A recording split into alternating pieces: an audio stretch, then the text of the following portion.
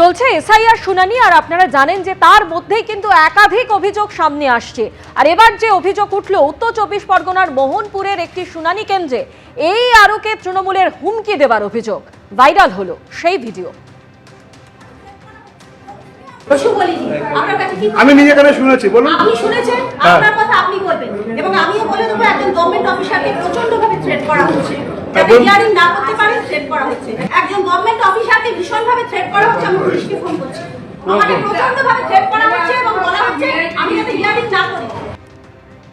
এই আরোকে হুমকি দেবার অভিযোগ শেখ আরিফ নামে এক তৃণমূল কর্মীর দিকে। একজন গভর্নমেন্ট অফিসারকে অনডিউটি গভর্নমেন্ট অফিসারকে থ্রেট করছেন। আমি এখনই ফোন করছি এবং উনি যেন যা পারেন প্রচন্ডভাবে থ্রেট করছেন আমাকে। কি হচ্ছে? কি যিনি বসে আছেন, যিনি দাঁড়িয়ে আছেন, তিনি থ্রেট করছেন। এতগুলো লোক আপনার রয়েছে এখানে, ওনাকে কোনো থ্রেট করা হয়েছে? প্রচন্ডভাবে থ্রেট করা হচ্ছে। এখানে এতগুলো লোক আছে, বলতে পারবে কে? এই অফিসার বলা হচ্ছে এনাকে বলে থ্রেট করা হয়েছে, নিজের থেকে বলা হচ্ছে। এখানে এতগুলো লোক রয়েছে, না না মিথ্যা কেলেন দিচ্ছে কেন? ম্যাডাম আপনি কাজটা একটু তাড়াতাড়ি করুন না। আমি একটু পুলিশকে প্লিজ ইনফর্ম করব। আমাকে ভীষণভাবে থ্রেট করেছেন উনি। ওনার কি এখানে হিয়ারিং আছে যে উনি এখানে এসেছেন? আর ঘটনাস্থল উত্তর 24 পরগনার মোহনপুর পঞ্চায়েতে 210 ও 211 নম্বর বুথ। স্থানীয় শান্তিনগর বালিকা বিদ্যালয়ে শুনানি করছিলেন এই আরো পিয়ালি বন্দ্যোপাধ্যায়। স্থানীয় তৃণমূল কর্মী শেখ আরিফের ভাই রোমানিয়ায় থাকেন। সেখান থেকে শুনানিতে আসতে দেরি হবে জানিয়ে এই আরোর কাছে সময় চান আরিফ। খবর সূত্রে তৃণমূল কর্মীর দাবি, ভাইকে বাংলাদেশি বলে দাগিয়ে দেন এই আরো। তা নিয়ে কথা কাটাকাটির পর হুমকি দেবার অভিযোগ করেন এই আরো।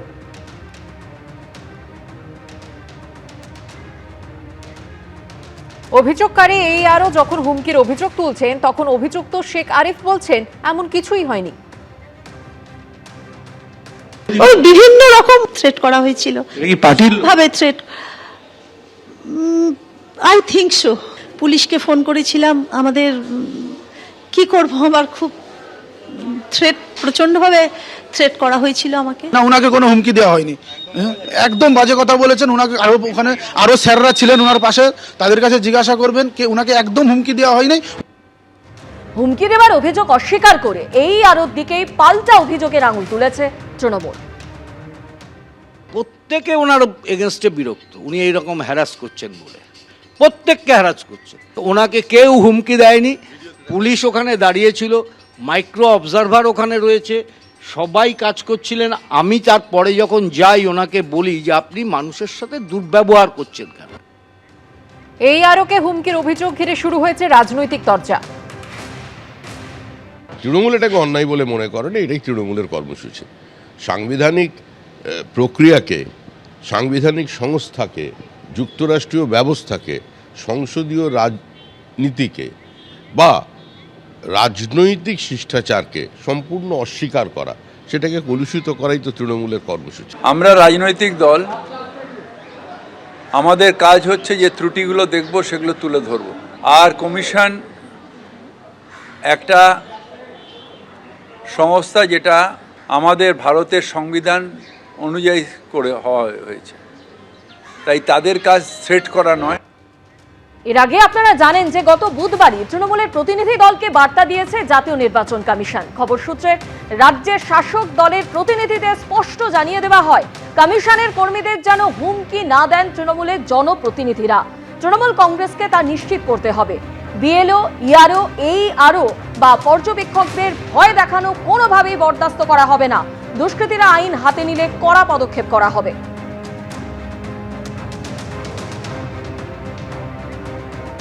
অন্যদিকে 2010 সালের পর থেকে জারি করা 5 লক্ষ ওবিসি সার্টিফিকেট বাতিলের নির্দেশ দিয়েছিল কলকাতা হাইকোর্ট। আর এবার নির্বাচন কমিশন জানিয়ে দিল ওই সার্টিফিকেট এসআইআরেও ব্যবহার করা যাবে না।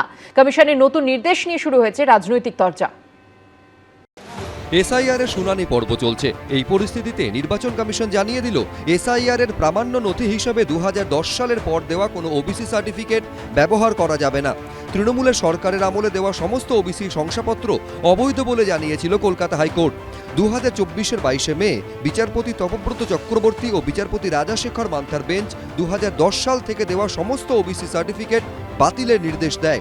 পাশাপাশি আদালত স্পষ্ট করে দেয়, 2010 সালের পর যাদের ওবিসি তালিকাভুক্ত করা হয়েছে তারা ভবিষ্যতে এই শংসাপত্র ব্যবহার করে কোনো ধরনের সংরক্ষণের সুবিধে পাবেন না।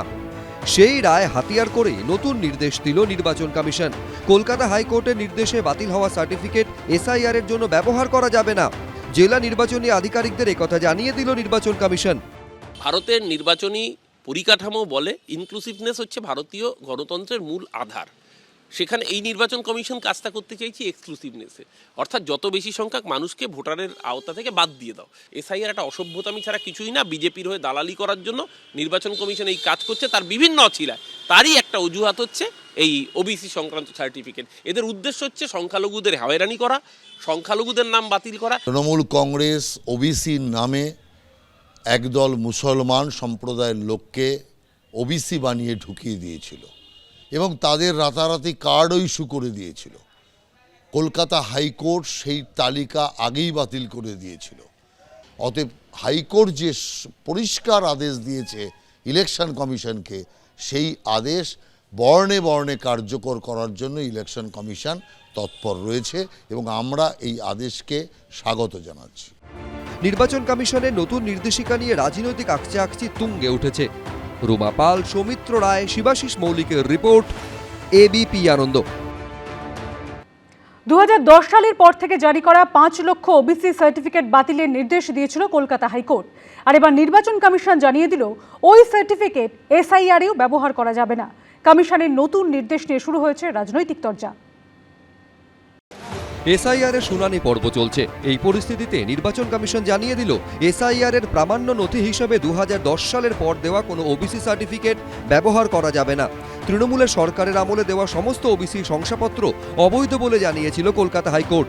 2024-এর 22শে মে বিচারপতি তপব্রত চক্রবর্তী ও বিচারপতি রাজাশেখর মান্থার বেঞ্চ 2010 সাল থেকে দেওয়া সমস্ত ওবিসি সার্টিফিকেট বাতিলের নির্দেশ দেয়। পাশাপাশি আদালত স্পষ্ট করে দেয় 2010 সালের পর যাদের ওবিসি তালিকাভুক্ত করা হয়েছে তারা ভবিষ্যতে এই শংসাপত্র ব্যবহার করে কোনো ধরনের সংরক্ষণের সুবিধে পাবেন না। সেই রায় হাতিয়ার করে নতুন নির্দেশ দিল নির্বাচন কমিশন। কলকাতা হাইকোর্টের নির্দেশে বাতিল হওয়া সার্টিফিকেট এসআইআর এর জন্য ব্যবহার করা যাবে না। জেলা নির্বাচনী আধিকারিকদের একথা জানিয়ে দিল নির্বাচন কমিশন। ভারতের নির্বাচনী পরিকাঠামো বলে ইনক্লুসিভনেস হচ্ছে ভারতীয় গণতন্ত্রের মূল আধার। সেখানে এই নির্বাচন কমিশন কাজটা করতে চাইছি এক্সক্লুসিভনেসে, অর্থাৎ যত বেশি সংখ্যক মানুষকে ভোটারের আওতা থেকে বাদ দিয়ে দাও।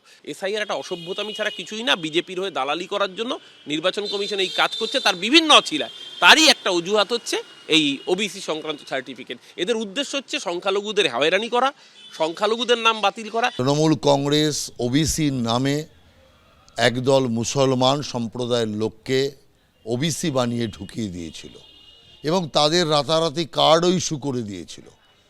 কলকাতা হাইকোর্ট সেই তালিকা আগেই বাতিল করে দিয়েছিল।